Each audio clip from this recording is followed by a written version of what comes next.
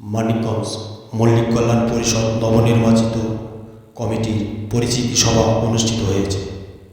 জেলা কমিটির সিনিয়র সাধারণ সম্পাদক মোহাম্মদ আবুল হোসেনের সঞ্চালনায় শিবালয় উপজেলা রূপসা ওয়াহেদ আলী উচ্চ বিদ্যালয় মিলনায়তনে 20 সেপ্টেম্বর শনিবার বেলা 12 থেকে এই পরিচিতি সভা অনুষ্ঠিত হয়।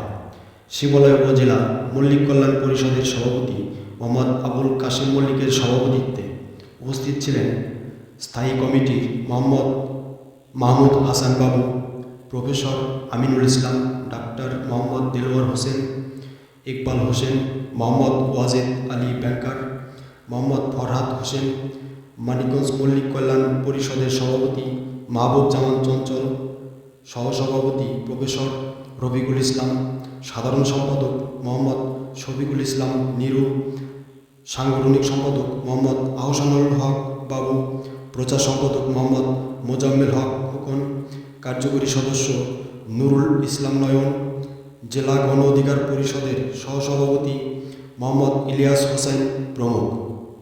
এ সময় আরও উপস্থিত ছিলেন নবনির্বাচিত শিবালয় উপজেলা মল্লিক কল্যাণ পরিষদের সকল কর্মকর্তা সদস্যবৃন্দ।